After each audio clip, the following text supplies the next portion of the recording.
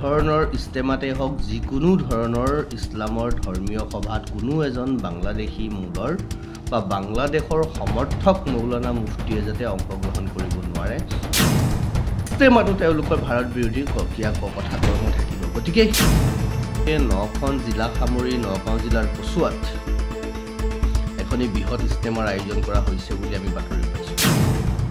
এই দুদিনমানৰ পৰা বাতৰিসমূহত দেখা পাই আছোঁ যে অসমৰ চৌদিশে ইস্তেমা মানে ইছলাম ধৰ্মাৱলম্বীৰ যিটো অনুষ্ঠান বা অধিৱেশনৰ নিচিনা যিটো অনুষ্ঠান সেইবোৰ আয়োজনৰ ব্যৱস্থা কৰা হৈছে।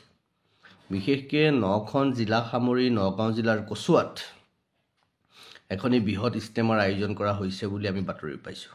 আনফালে বৰপেটা জিলাতো এখনি ইস্তেমাৰ আয়োজন কৰা হৈছে বুলি আমি খবৰ পাইছোঁ। এতিয়া কথা হ'ল ইস্তেমা কৰক, আমাৰ ক'বলগীয়া নাই। ভাৰতৰ দৰে এখন দেশত আছে, তেওঁলোকৰ সৌভাগ্য, তেওঁলোকে সকলো কাম তেওঁলোকে মনে বিচৰা ধৰণে কৰিব পাৰে, তেওঁলোকে কৰক, আমাৰ শুভেচ্ছা আছে।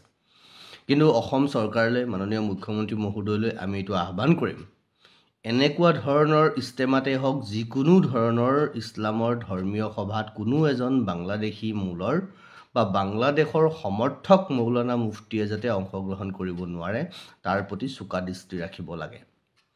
তদুপৰি বিভিন্ন ঠাইত জেহাদীসমূহ ধৰা পৰিছে, আজিও ক'ৰবাত জিহাদী ধৰা পৰিছে, বিভিন্ন ঠাইত এইটো কি হিবজুল মুজাহিদিনৰ বিভিন্ন ধৰণৰ সদস্য ধৰা পৰিছে।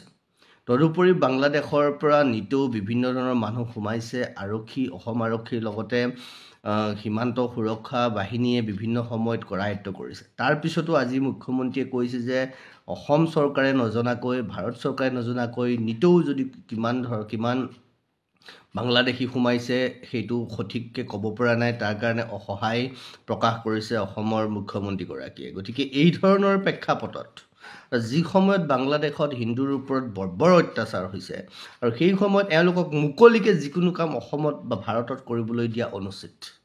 কৈছোঁ নহয়, গণতান্ত্ৰিক দেশ ভাৰতত তেওঁলোকে কিছু কাম কৰিব আৰু কৰাটো ঠিক আছে, এইখিনি আমাৰ গণতন্ত্ৰই কৈছে, এইখিনি সনাতন হিন্দু ধৰ্ম দৰ্শনৰ ভাৰতীয় চিন্তা পৰম্পৰাৰ যিটো সহনশীলতা, যিটো সকলোকে আদৰি ল'ব পৰা যিটো চৰিত্ৰ, যিটো প্ৰবৃত্তি, তাৰ আধাৰত তেওঁলোকে সকলো কৰি আছে।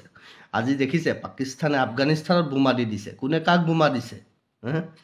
দুখন ৰাজনৈতিকভাৱে ভৌগোলিকভাৱে পৃথক যদিও তেওঁলোকে ধাৰ্মিকভাৱে ধৰ্মীয়ভাৱে একে চিন্তাৰ আধাৰত তাৰপিছতো ইখনে সিখনত বোমা দি দিছে। গতিকে সেই পাকিস্তানৰ গুৰু হিচাপে গ্ৰহণ কৰা বাংলাদেশৰ এইসকল মুছলমানৰ, য'ত B.R. আম্বেদকাৰে নিজে লিখি গৈছে পাৰ্টিশ্যন আৰু পাকিস্তান শীৰ্ষক যিখন তেওঁ কিতাপ লিখিছে ডক্টৰ B.R. আম্বেদকাৰে। B.R. আম্বেদকাৰৰ প্ৰসংগটো এইকাৰণে আনিছোঁ, চাৰিওফালে আম্বেদকাৰ হৈ আছে। সেইকাৰণে আমিও ভাবিলোঁ আমিওনো কিয় পিছ পৰি থাকোঁ, আমিওনো কিয় আম্বেদকাৰৰ নাম নোলোৱাকৈ থাকোঁ, নহয় জানো? যিজনে ভাৰতৰ দেশৰ সংবিধান ৰচনা কৰিছে, তেওঁ ভাৰতৰ পাৰ্টিশ্যনৰ ওপৰত লিখা গ্ৰন্থত তেওঁ কৈছে যে মুছলমান কেতিয়াও ভাৰতৰ প্ৰতি দায়বদ্ধ হ'ব নোৱাৰে, মুছলমান কেতিয়াও ভাৰতৰ প্ৰতি দায়বদ্ধ হ'ব নোৱাৰে। সেইকাৰণে প্ৰতিটো ক্ষেত্ৰত তেওঁলোকে ভাৰত বিদ্বেষী মন্তব্য কৰে, ভাৰত বিৰোধী কাম কৰে, ভাৰতীয় সভ্যতা সংস্কৃতি, ভাৰতীয় পৰম্পৰা, ভাৰতীয় চিন্তা, ভাৰতীয় দৰ্শন, আনকি ভাৰতীয় সংবিধানকো তেওঁলোকে নস্যাৎ কৰে, প্ৰতিটো মুহূৰ্তত কৰে, প্ৰতিটো শব্দ বাক্যত কৰে। আজান দিয়াৰ লগে লগে যিবোৰ শব্দ বাক্য তেওঁলোকে প্ৰয়োগ কৰে, তাতো প্ৰতিটো ছেকেণ্ডত তেওঁলোকে ভাৰত বিৰোধী কৰ্ম চিঞৰ বাখৰ কৰি পেলাই কৰে। ইস্তেমাতো তেওঁলোকৰ ভাৰত বিৰোধী কথা কৰ্ম থাকিব। গতিকে সেইবোৰ খুব গুৰুত্ব সহকাৰে বিবেচনা কৰিব লাগে, নিৰীক্ষণ কৰিব লাগে।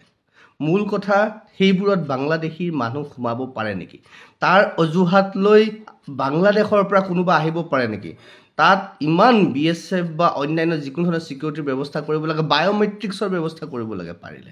কাৰণ আধাৰ যিসকলৰ আছে তেওঁলোকৰ বায়'মেট্ৰিক্স আছেই, যিসকলৰ আধাৰ আছে তেওঁলোকৰ বায়'মেট্ৰিক্স আছে, তেওঁলোকৰ সেইবোৰ চাব লাগে যিসকলে ইস্তেমাত অংশগ্ৰহণ কৰিব। আৰু আটাইতকৈ ভয়ানক কথাটো হৈছে কালি সংবাদ মাধ্যমৰ যোগে গম পাইছোঁ যে কি ভাৰতত ৰোহিংগিয়াই অসমৰ আধাৰ কাৰ্ড নিৰ্মাণ কৰি লৈছে।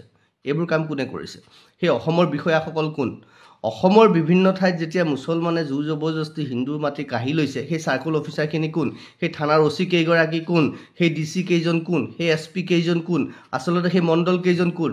মই কৈছোঁ অসমৰ মুখ্যমন্ত্ৰী মহোদয়ক কৈছোঁ এফালৰ পৰা আপুনি চাওক কঠোৰ হওক শক্তিশালী হওক ইষ্টেমাবোৰৰ ওপৰত কঠোৰ নজৰ ৰাখক এই ইষ্টেমাবোৰত বৃহৎ ইষ্টেমাবোৰত তেওঁলোকৰ ক'ৰ পৰা মানুহ আহে তেওঁলোকৰ ধন ক'ৰ পৰা আহে তেওঁলোকে কোনে তেওঁলোকক সহযোগ কৰিছে আৰু তদুপৰি বাংলাদেশৰ পৰা কোনো কাৰণত কোনো ধৰণৰ মৌলানা মুফতি বাংলাদেশৰে হওক বাংলাদেশৰ সমৰ্থকে হওক এজনো যাতে আহিব নোৱাৰে তাৰ প্ৰতি কিন্তু কঠোৰ চকু ৰখাৰ লগতে বাংলাদেশৰ মূলৰ সকলো বস্তু নিষিদ্ধ কৰাৰ এক সিদ্ধান্ত অসম চৰকাৰে গ্ৰহণ কৰক আমি সেইটো অসম চৰকাৰলৈ আহ্বান কৰিছোঁ যোগ্য সমাজে এইটো বিবেচনা কৰক অসমৰ সংবাদ মাধ্যমকো কৈছোঁ আপোনালোকে এই বিষয়টোৰ ওপৰত নজৰ ৰাখিব চকু ৰাখিব সমাজৰ যোগ্য শ্ৰেষ্ঠ থকা মুছলমানসকলকো কৈছোঁ আপোনালোক ভাৰতত জন্ম হৈছে ইয়াৰ মাটি পানী বায়ুৰ দ্বাৰা আপোনাৰ তেজ মাংস শৰীৰ গঠন হৈছে গতিকে ইয়াৰ প্ৰতি যদি আপোনালোকে বিৰোধগাৰ দেখুৱায় ইয়াৰ প্ৰতি যদি আপোনালোকে বিচ্ছিন্নতা ভাৱ পোষণ কৰে তেতিয়াহ'লে তাৰ পৰিণাম পাব আৰু পৰিণাম পায়ো আছে হয়